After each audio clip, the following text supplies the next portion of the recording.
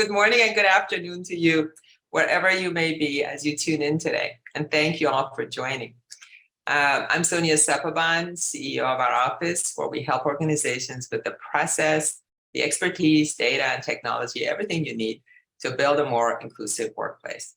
Our end-to-end solution for workplace diversity, equity, and inclusion works especially well, really, for small and medium organizations who want to focus on DEI, but maybe stretched too thin for time and resources. Of course, we have all sizes. We also have public companies, large companies that work with us.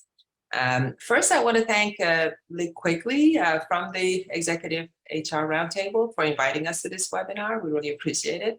I'd also like to thank Maritza, who's joining me here. Who's a member of the Executive HR Roundtable and a colleague of mine at our company, OurOffice, for suggesting this webinar and for joining me today as well. Maritza, hello. Hello, everyone. Yes, I've been a member of the Executive HR Group for about 9 years now, thanks to Lig. Thank you, Lig. I have over 20 years of combined corporate HR and international program management experience. My focus has always been to build partnerships throughout the organization, to evaluate, develop, implement DE&I initiatives that champion the value of diversity, equity, and inclusion in the workplace. Awesome, thanks again. Before we get into the meat of this conversation, let's make sure you're familiar with some of the logistics. Now, we all have used Zoom now for the last 2-3 years, and I'm sure you're familiar with it. This is an interactive webinar, so we'll have a few polls throughout to get your inputs as part of the conversation. And please note that the chat function is there for your comments. We do monitor it throughout. And one of my colleagues, Anushka, is also going to respond to some as we go, and some of them we'll discuss live here. We also, welcome any questions that you might have or anything that you want us to answer afterwards. But then please provide, you could do it in private, and you could just put, your email where you want us to reach back out to you. And also, please, of course, notice that the session is being recorded. The recording, we make it available after the webinar on our events page at ouroffice.io/events. Last but not least, this webinar is approved for both SHRM and HRCI recertification credits. So you'll find the activity codes on the very last slide. We'll show it to you, so you got to just stay with us. So Maritza, we have a lot to talk about. Let's share the agenda, shall we? Sure, Sonya. Today, it's more difficult than ever for small and medium-sized enterprises to compete for talent, customers, and investment dollars. Over half of the U.S. workforce is actively planning on leaving their jobs, and 80% of them prioritize inclusion and belonging. While there's a lot of data about the positive impacts of DE&I, most of the data, tools, and approaches are geared towards larger organizations with expertise and budget. I know, that's right. So today we want to focus on the state of workplace inclusion in small and medium enterprises, or SMEs. These organizations, the way we define them, and most people do also, is less than 2,500 employees. That represents over 99% of all employers in the United States. And globally also, that's really the majority, vast majority of all organizations. So first we'll talk about the challenges and then share the insights from this first ever workplace inclusion study that we did, and then talk about some of the recommendations. So let's get started. First of all, let's talk about the key challenges, right? There are many challenges that small, medium enterprises are facing today, but almost all of them, regardless of the industry or other specifics, we find that they seem to have one key challenge in common, and that's finding the right people and keeping them. You've heard a lot about, all kinds of new terminology that we hear about, great resignation, quiet quitting. But there are 3 key reasons why this is even harder for SMEs compared to larger organizations.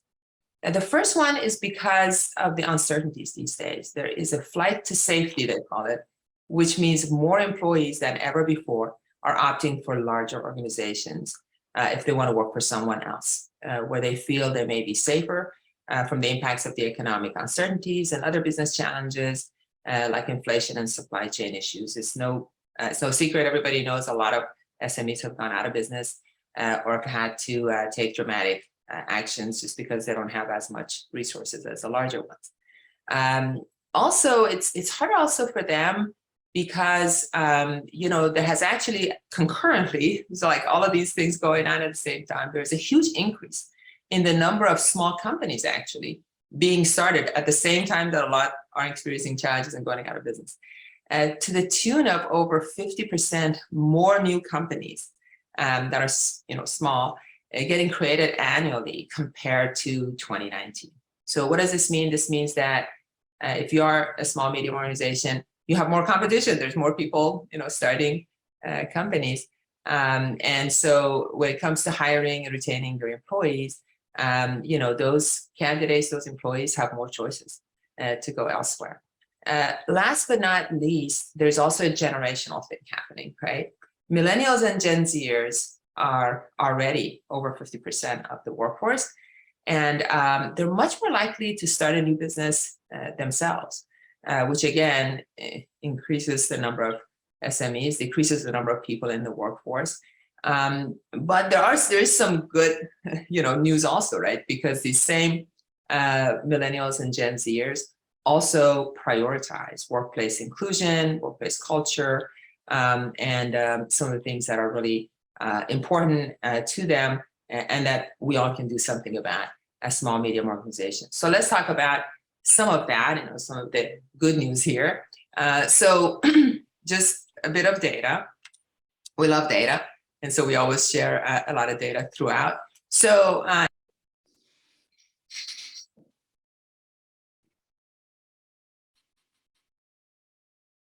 You're muted again, Sonya. oh, wow. Sorry. Okay. I'm having all of these technical difficulties.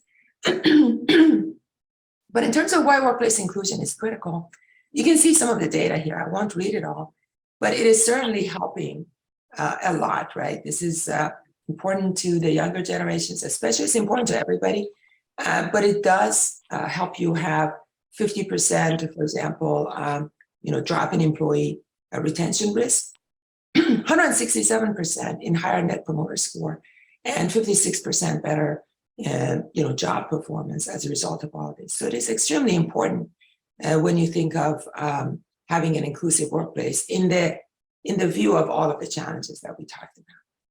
So let's, sorry about that. I'm having also a little bit of it clearing up my throat. So now, Marissa, let's talk about the insights from the survey of the SMEs that we did. And we'll start with sharing, we've talked about the challenges, what a key point may be about creating an inclusive workplace that can help the SMEs face the challenge of attracting and retaining the right talent. Let's now talk about the insights from the survey. And let's start with who are they? Who did we ask? So Marissa, do you want to share some of that? Yes, of course. Here's the profile of the respondents by their organizational size. As you can see from the pie chart, nearly half have 100 to 500 employees, a quarter have less than 100 employees, and another quarter have 500 to 2,500 employees.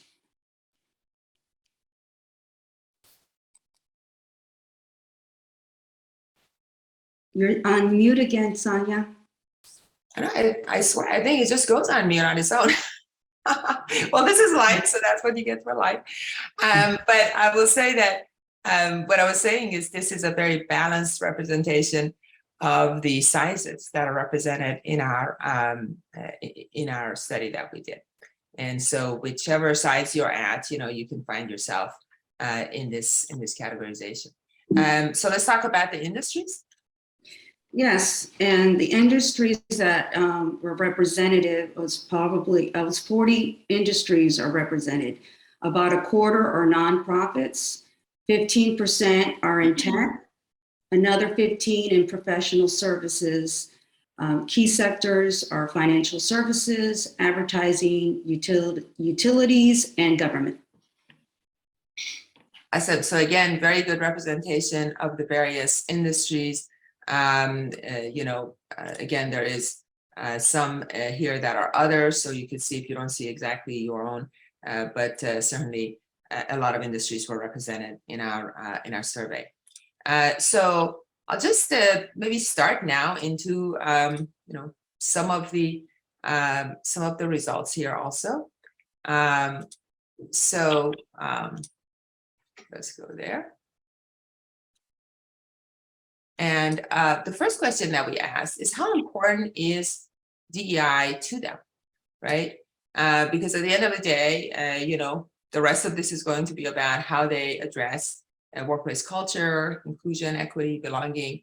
But first and foremost, let's find out how important it is to them. So when we looked at this, we found that a large majority, right, you can see almost close to 90% agreed.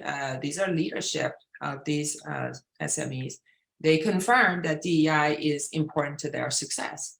Either, it's very important, or to some people agree that it's important at their company. So certainly it is, the importance of it is now appreciated by everybody. Now, let's find out from our audience really quick here, how, as you've, called into this roundtable, why is workplace inclusion important to you, to your organization? So we're going to put the first poll up. We promised that this would be interactive, so we have the first poll up. And so let's see what you think about the importance of this, and why the reasons are. These are the key reasons that we often hear. So that's why you have them here, is hiring and retention. Your leadership is focused on it, like your CEO or board or somebody else, another key champion. You have an internal issue you're dealing with, or you have external requirements like RFP requirements, or your industry or state, federal, sometimes federal, contractors are subject to some of the requirements there, or there may be something other than this. I see that right now we have, the people that have responded, and so please respond yes. We see this very often. I mean, the data, maybe we could just show the data now, is that we do see that, the majority of them, the reason is hiring and retention, and leadership focus also usually is the second one. But hiring and retention these days is really the biggest reason why. So it again confirms what we're talking about. Now, the next part of this is, so what is a commitment to it, and how do people go about it once they make a commitment? So what we found is that over 90% of the CEOs of the SMEs say that they have personally advocated for DEI. And you see these statements, everywhere yourself. I'm sure you've seen some of that, right? But then when you ask them if they have a strategy around it, less than 2/3 have a documented DEI strategy. So this still leaves, about 36.5, about 40% almost, that don't have a strategy around it. And so that's, just imagine any other business objective or any other key initiative that you have. How would you go about it if you just talked about it, but hadn't gone around yet? And a lot of cases, because people are just kind of figure out how to do it. We work with a lot of customers that are in that situation where they recognize their statement being made, they want to do something, but they're not quite sure how to go about it, because admittedly, it's not like, how do I improve sales, or how do I improve, quality or safety? There's some established ways to go about that. And I think with workplace culture, with D&I, it is a little bit less kind of a science out there for it. And so I understand why this is also, by the way, but it is, we'll hopefully talk about some solutions and how you can address that. But it is noteworthy that nothing will get done with just statements. And in fact, these days, some people are more, it can sometimes backfire when you make statements. Sometimes we're asked to work with some companies where they come in and go, we've made the statements and everything, but people are all dissatisfied because they're saying there's no action, there's no follow through. And so that creates some dissatisfaction. Almost in some cases, better not to say anything until you're ready to have a plan of action for it. But again, statements are good. I think commitments are good. It's good to put it out there. There just needs to be follow through with that. And then when we go to the next part of this, it's okay, so let's say there's commitment, let's say there is a strategy. Then we talk about budget and also talk about who's going to lead it, who's going to be, the assignee, the person who's going to lead the charge and help the rest of the leadership and the rest of the organization take the necessary actions. We found that over half of SMEs, again, this is focused on SMEs. A lot of times, small, medium organizations look at this and go, yeah, but that's the big organizations doing these things that have a budget, that have a DEI plan. Well, this data shows, this is not just the large organizations. Over half of the small, medium enterprises now have an allocated DEI budget. This data, remember, we're asking this for 2022. The responses to this came in the first half of the year. We are still collecting data, and by the end of the year, we'll put out a report on all of 2022 data. I will say that the other half, just is data that's not necessarily shown on this slide, but this is just from our conversations with a lot of people just that are looking for help or that are our current customers. They are looking to either increase their budget, or if they didn't have an allocated budget, to allocate a budget for next year. So there's a lot going on, right, Marissa? I mean, there's lots of uncertainty, people dealing with supply chain, inflation, all kinds of things every day. But at the same time, this isn't just because there are other challenges. I think the majority of the people that we talk to have at least, an intent around allocating the budget. So this number will be higher next year. I keeping fingers crossed, I'm looking forward to it to be higher.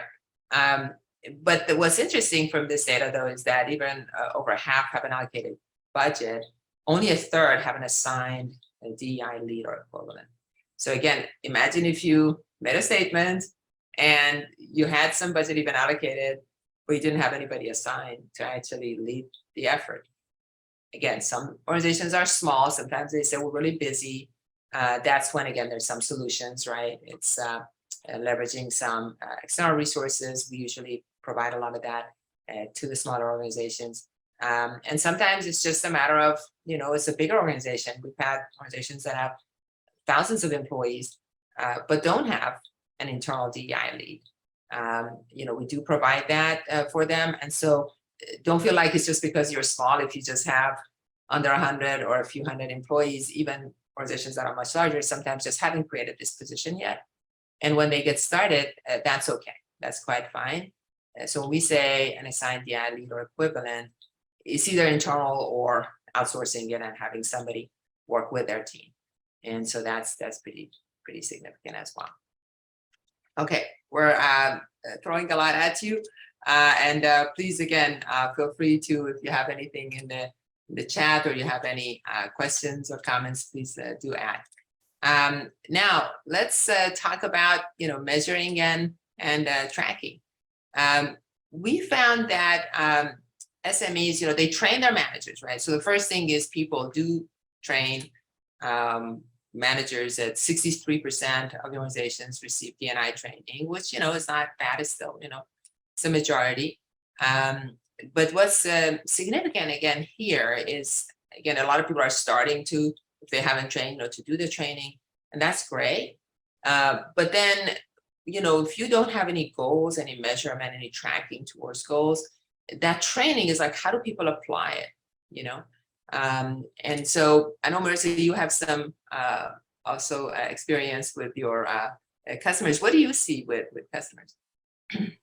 Well, I've seen that our customers are focused on hiring for diversity, but with data, we're able to show them that some of their issues are not just hiring for diversity, but there's gaps within their internal team between performance and promotions. This awareness using the data has improved their diversity levels throughout the higher levels in the organization, which has also helped with the retention and hiring. So that's what I've been seeing with our customers lately. Yeah, so it is, I think it is a very, very good point that you make, because sometimes people wonder why they're not getting better. and in terms of the hiring, that they reach a plateau or something.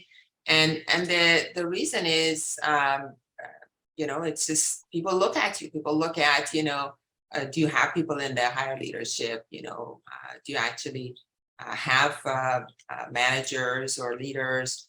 What other things are you doing? And candidates are asking hard questions these days about what you're really doing, right? It's not enough to have a nice website and have, a statement out there. And so when you train your managers and you tell them about the importance of equity and, importance of having, like unconscious bias, right? We have a lot of training around unconscious bias. But then if you're not measuring them to see if there is some unconscious bias at work in their, the way that they're doing the promotions internally or the way they're doing the performance ratings, then, where does that training show up, right? How can you see whether your training was effective or not, right, in a way? So that's really a key thing, is to think about it, especially for the leadership. And it can take different forms. It doesn't have to be a hard and fast, necessarily comp related. Sometimes people aren't ready for that. We always say, you have to be mindful of where your organization is, and based on that, decide, how much they're ready for. You don't want to throw too much at people. And then, again, it can backfire, or people can be dissatisfied or confused. So that's the sort of things we also help with, is to help, see what's the best course of action. There's not a one size fits all. But I think it is very important to have a balanced look across the different aspects, and to measure it in some way, even if it's some qualitative goal or some kind of a assessment overall of how the training is actually materializing in terms of benefits to the employees and improvements to the business as well. So now let's talk a little bit about the challenges that, let's talk about the surveys rather, and we'll talk about the challenges in a moment, but the surveys that are conducted. We found that a lot of organizations have conducted an employee survey in the last 12 months. That's, the people on this call, and maybe when you listen to this at a later time, you'll see, whether you're in that group or not, but there's certainly about over 70% of people that conduct an employee survey, at least annually. But when you look at the actions being generated about that, right, only about 60% or so of people that have conducted the surveys have taken actions or generated actions from those surveys. And this, I think, is pretty critical. And again, I don't know if, Marissa, you want to share any of your experiences with this. What I have found is that smaller organizations like nonprofits, as you say, Sonya, everyone does conduct a survey, but there's no follow-up action. And in this case, or in any of these cases, this will certainly backfire with your employees, and it'll lead to dissatisfaction and disappointment. So once you do have actions, you do need to track and measure your progress. I mean, like you said, Sonya, we're all about data. So our office has a project management module which keeps track of all the actions and the progress, which makes it really real for the employees. They can see that the organization is committed and progress is being made. So this is key. Yeah, 100%. This is really, we see this is one thing that can be done, that most organizations can do, because most are doing surveys. And just taking that extra step to just like identify these were the actions that come communicated, and then periodically also update them. Again, if you have like a project management tool or something like Marissa was talking about, that's even better. People can always check on that on their own, and create some transparency and some really good way to have a better, more positive culture around this. But you can also do it by email. You can just keep track of it. A lot of organizations do find it hard to keep up with the actions, and they just get sidetracked. Again, this is I think an issue with all organizations, but especially SMEs have more of an issue with this. We find, and so again, some kind of a tool or some kind of somebody assigned to keep track of it, and then letting people know, because a lot of times people might do this even in this percentage of 62% that do generate actions. We find, again, that data is not on this slide, but this is an additional input to just make to you, is that we do find from people we talk to that need help, or people that are our customers, that sometimes they say, oh yeah, no, we've been doing, we've had these actions and everything. Well, but we haven't communicated with people. So there's dissatisfaction because people don't know. I mean, it's not, they don't know unless you tell them. So, it is important to take the time to do those extra things afterwards, so that you can get, that sense that there are actions being taken, if you in fact have been. So now let's talk about, also the challenges. We asked the top challenges, in building an inclusive workplace. We have that question, and the top few are common, right? I mean, as you look at it, you can see limited resources is a big problem. Engaging everyone, just engaging everyone in this effort, right? You can only change culture if a majority of people are involved in it, right? Because a culture is basically the behavior of the collective, of everyone involved. And then knowing what to measure has consistently, over the last few years that we've been talking to people, we haven't had a structured, like we're doing now, this report, but we have been talking to people for a long time, and have many customers that this has been their main issue for a long time. And so it still shows up here. But there are these other common challenges also down here that are lower. I would also, ask you to pay attention to them. For example, one that may not be on your radar and is lower on the scale is finding out how employees really feel on an ongoing basis. Because, it's not enough to just have, a survey once in a while, right? It is, yes, the surveys are good. We're not saying they're not good. Obviously, they're very good. But it tells you how people are feeling at one moment in time about the very question you just asked them, right? There are a myriad of other questions or other things on their mind that you may not have thought to ask them. And then how they feel about a topic today may be very different from how they feel about it next week, because a lot is happening, a lot is changing. And depending on those external factors, or maybe something happens in their own situation, just at the macro level, at the micro level, how they feel about that can change. So how do you know that, right?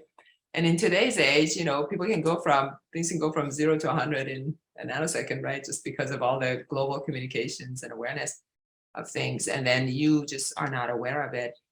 So this is where it's really important to have a safe space, an environment for day-to-day, ability of anybody to share what how they feel about things. There's sometimes there's new things happening every day. For example, Juneteenth, is now a new federal holiday. We had an example of where that was, some people are not recognizing it internally in their companies as a paid holiday, and there's sensitivity around that. Now, again, the solution isn't the same for every company. Some companies are just because of their situation, or they're too small, maybe they can't do that. But these kind of things are on people's minds, and it does affect their engagement, their sense of belonging, their productivity. And as a minimum, they need to be addressed. If your company isn't going to have a Juneteenth holiday or recognize it as a paid holiday, then at least maybe there's a little bit of conversation, a little bit of transparency about why the company can't do that. Maybe they have a floating holiday, maybe it's just a different approach they're taking to holidays in general. That's all okay, it just needs to be communicated. These days people want to know, they expect to know. So that's, I think you probably, I know, Marissa, you see a lot going on on the platform, on our platform, where you see your customers posting. Yes, I do. And I remember one of our customers was very pleasantly surprised using the platform. They were able to collect some information. They wanted to know about perks and changes in the perks and the benefits. And they asked employees on the platform, what did they think? You know, if they time off for community service or floating holiday, as you said, Sonya. And they were really surprised about the answers they got from their employees, because it didn't come up in their annual survey and it didn't come up in their focus groups. And it was good for the employees. It was a good employee experience. They felt that they were heard and they were part of the process, and they felt included. And so it was a good way for getting that feedback and making some changes that were going to make most people happy. Yeah, 100%. And I think that's when that's like a powerful example that you just gave. I remember also that you know, at one point there was a question about employee benefits, and one of our customers had on their on the platform that we provide them, and there is ability to be anonymous, which is what creates the psychological safety. It's not very often used, actually. Most people, we find across all of our customers, we don't find that the anonymity feature is used very often, but it is a feature that is often used when there is no other way, you know, no other outlet, and it ends up there, which is better than it ending up like on Glassdoor or the person leaving, you know, for that reason that's not known to anyone within the company. So this was about LGBTQ plus partner, you know, or married couple benefits, and whether the company offered that.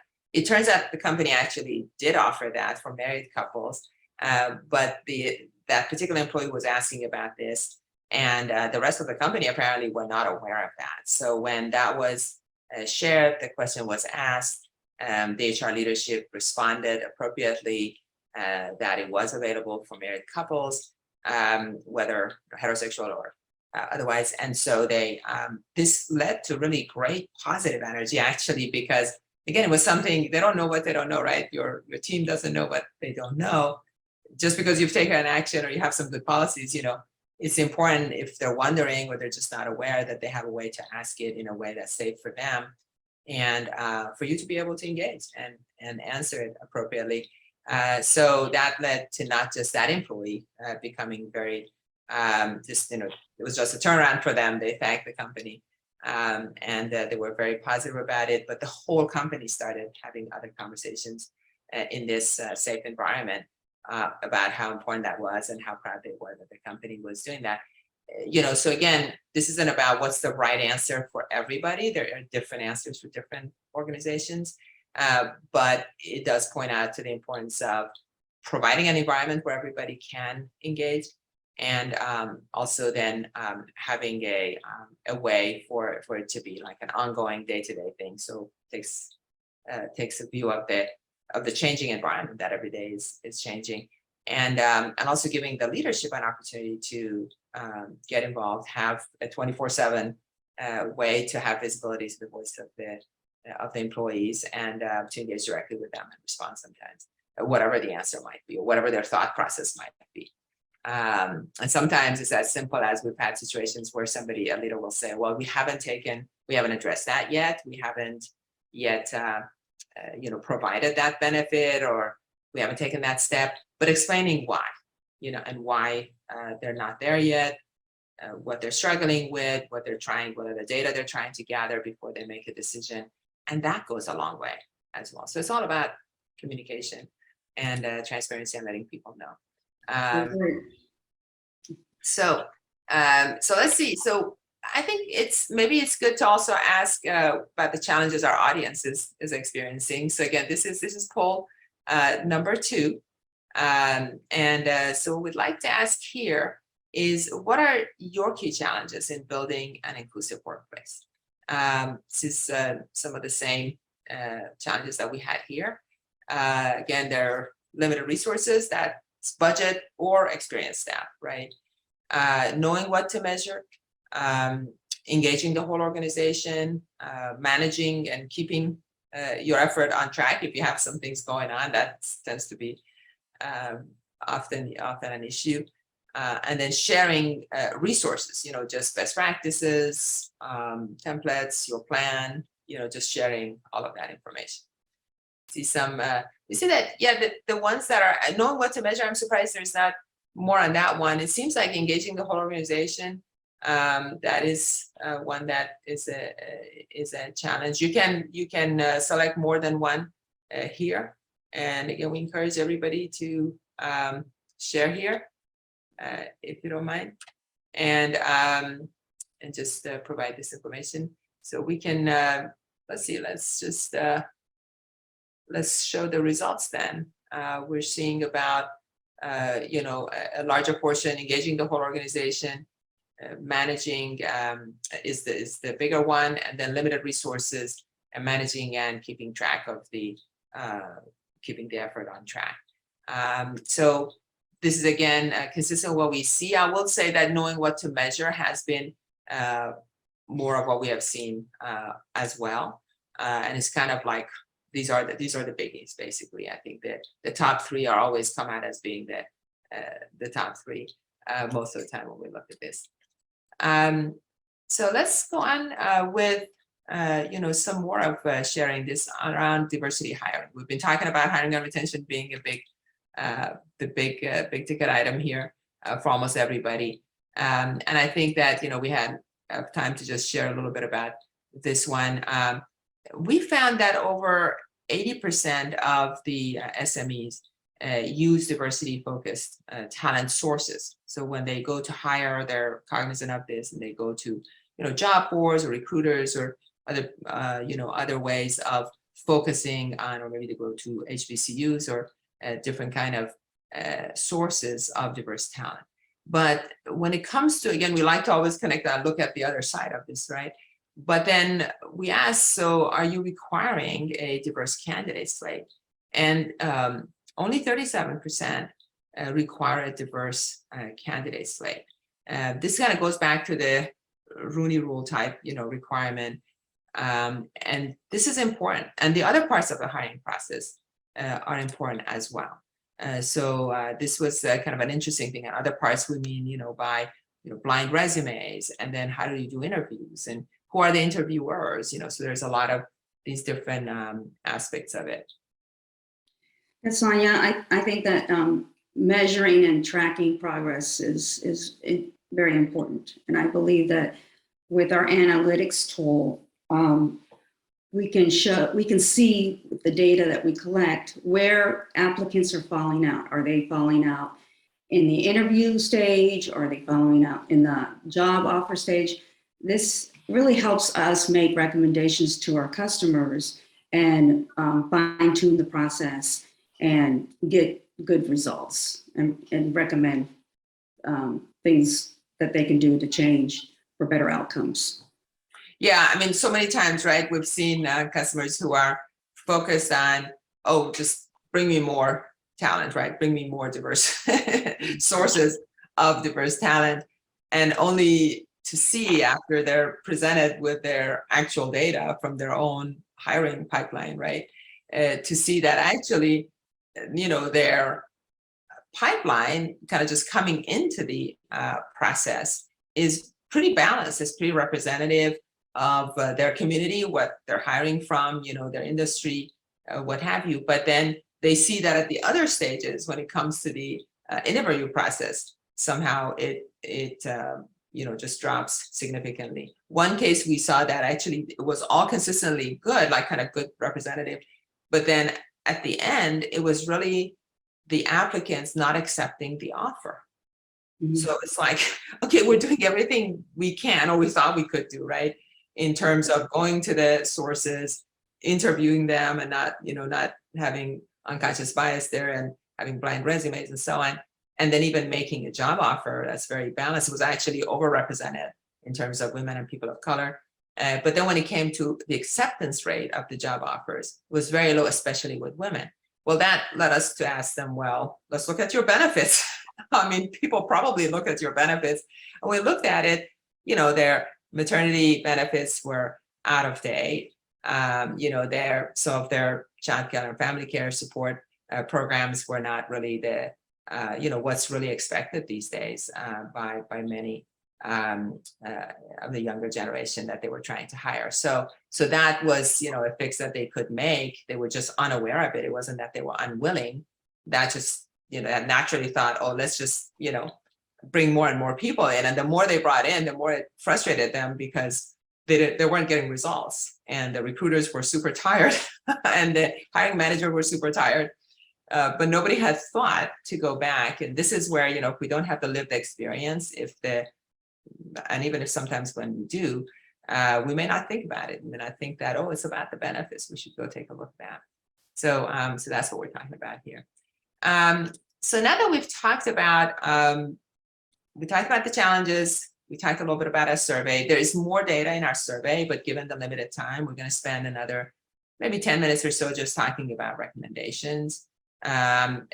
This is, important. Clearly, we can see there's areas of improvement, but then we wanted to leave you with a few actions and few just ideas to think about. So we'll cover that, but then please stay on because we do have at the last few minutes, we do want to share the codes with you for the Sherman HRCI recertification if you need that. And also we have a special offer for you. So we'll show that here in a couple of slides. So please stay on with that, and then you can also ask any live questions. So let us go to that. And so the first recommendation, and we'll have a few others, on the next slide, but the very top one that I wanted to just dedicate a couple of minutes to this is that you have to start with the process, right? So what is your process for building an inclusive workplace where everybody feels like they belong and they can be productive? We have this process that we call the ACT process. You can use this on their own. You can ask us to help you. You can ask other people to help you, but it starts with align, and we can't overemphasize the importance of the align phase, right? Marissa, I know you work with a lot of customers in that align phase. Right. It really is the first 30 to 60 days in our process anyway. It depends on, of course, your circumstances and how long it takes, but it includes an assessment phase, with surveys, with different kind of instruments, by listening sessions, with talking to the executives, looking at the business priorities and what the organization is about and what they're trying to accomplish, and aligning on a vision, on a shared vision of your workplace culture. I mean, what's really important, and then documenting that in a DEI plan, what we call a DEI plan, which is, it's a document that kind of lays the background of where we're at, what we're trying to do. And ultimately, the key aspect of it is a handful of key objectives over the next 12, 18 months. Sometimes people do want to look at 2 or 3 years, that's fine. But we always say, let's at least look at 12 months, right? What are the key objectives? I mean, what are you trying to do over this period? And it's linked with your overall business objectives. So let me give you an example. If you're trying to expand your market share with a certain group of people, we had a company that they were e-commerce company. Most of their clients were, at that time, were, younger millennial women, but they wanted to expand to older women, and they wanted to expand to people of color. And so, but internally, when you looked at their organizations, they had mostly young millennial women and then some executives that ran the company, right?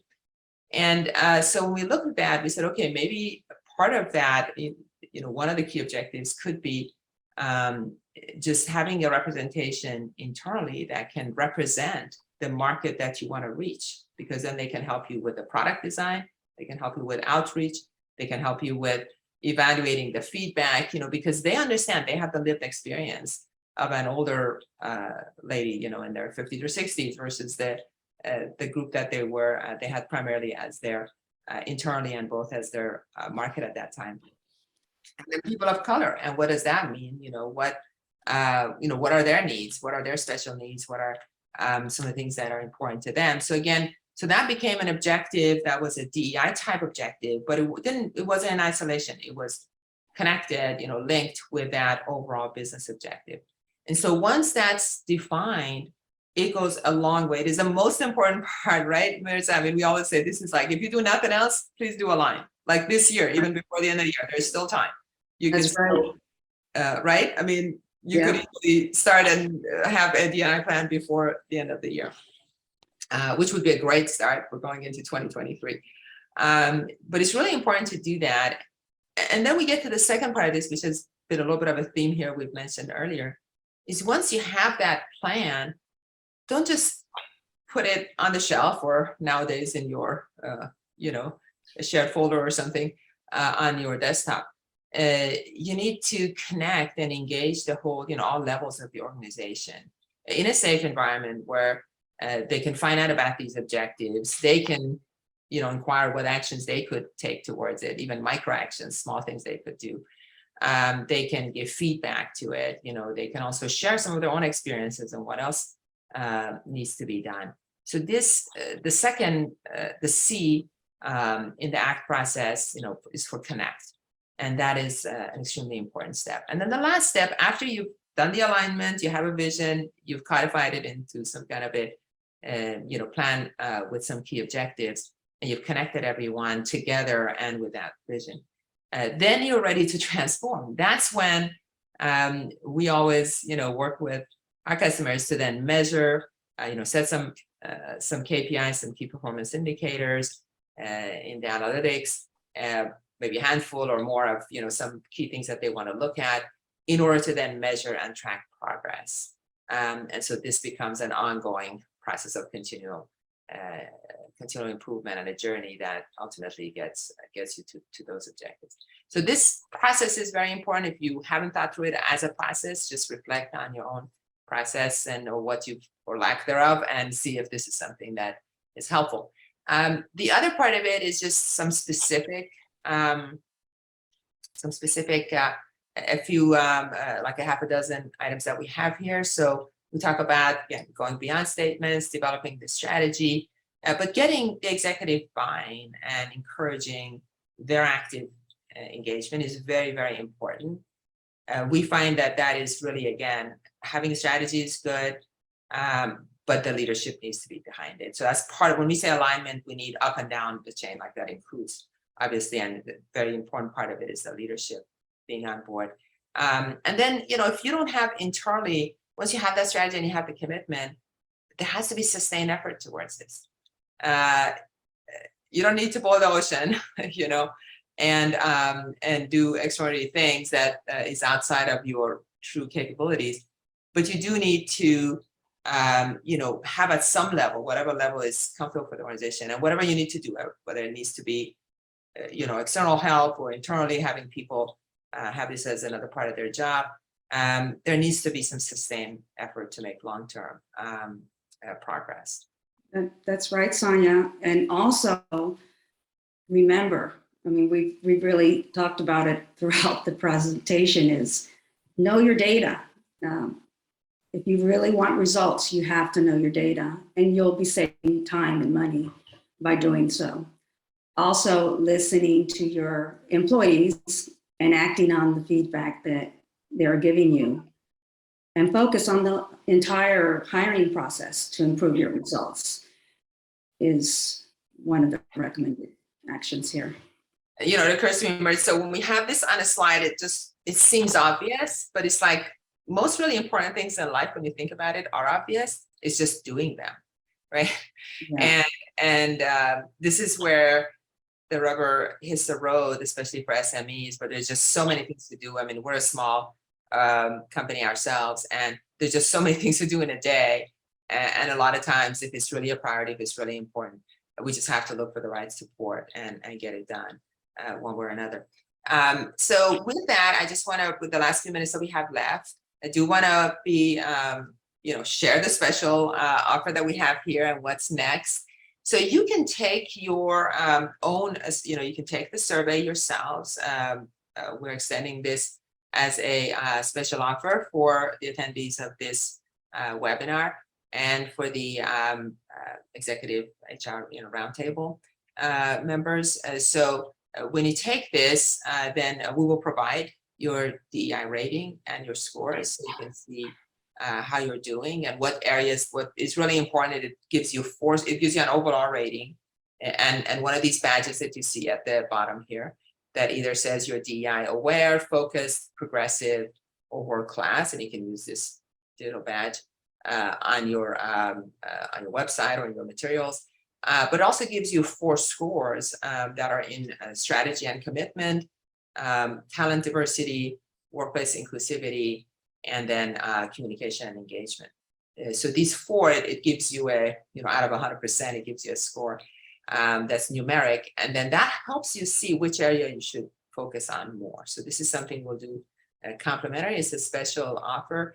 And also, if you want to chat about it, what does it mean, recommendations, we can have a short conversation around that also with someone like Maritza is in your area, is local, for those who are calling in from Atlanta and the area there, but for anyone really, if you're outside that area. So this is our special offer. We can send you this link. We'll send it in the follow-up after this, so you can take it. And also, I know it's important for people to see the codes. So here they are. This is the activity code for the SHRM credit and the program number for HRCI. So this is what you can screenshot this or use it and jot it down. And then with that, we have just a few minutes left. So we're going to jump into the Q&A and see if there's any questions. I know there was 1 or 2 maybe on the chat here that I think was answered in real time. And then if there's anything else, come to your mind, Marissa, that we should leave everybody with? No, I encourage everyone to do the survey just to see what stage they are in. Sometimes you feel like you're progressive, and then by filling out the survey and getting the results, you see where there's some gaps, and being aware is the first step, right? So I really do encourage everyone to do that. You make a great point. We actually found one of the questions that we didn't have time to include in here that was on our survey. There was many other questions, but we kind of gave a sampling here, and when we do the report at the end of the year, we'll share all of that. But it was about how people assess their own level of DEI rating, whether they're aware, focused, progressive, or world class. And we compare that to the actual ratings that they got. Only about half were correct. They accurately estimated their own their own level of the DNI rating. So it's interesting, right? Because you think that people believe they know this. It's interesting that the other half who didn't assess this accurately, that they actually were split almost equally between those who overestimated themselves or underestimated themselves.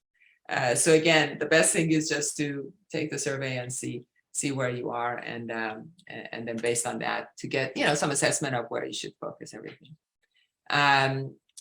Let's see, I don't see anything else on the Q&A, so we will close it here. I want to thank everyone. I want to again thank Lynn and the members of the roundtable, as well as Marissa. Thank you so much. It's been delightful doing this. It's my first time doing a webinar with you, and it's just been absolutely a delight. Thank you so much for sharing some of the experiences. I know you have vast experience. Thank you for leading the presentation and being able to give us insight to the survey results. And I think it's very applicable to many that are on the call. Yeah, absolutely. And I think some people are saying that this was very informative. We appreciate that feedback. If you have any other questions that come up afterwards, you have Maritza's email address here. Again, she's local, so you can reach out certainly to her. I know she'd welcome that. There's also a phone number. Some people still, prefer to talk. I always like to talk to people because, we don't talk on the phone anymore. And so if you'd like to give us a call and ask any questions, please feel free to do that as well. And we look forward to staying in touch and helping where we can. So thanks again for everything. Okay, bye-bye. Bye. Thank you.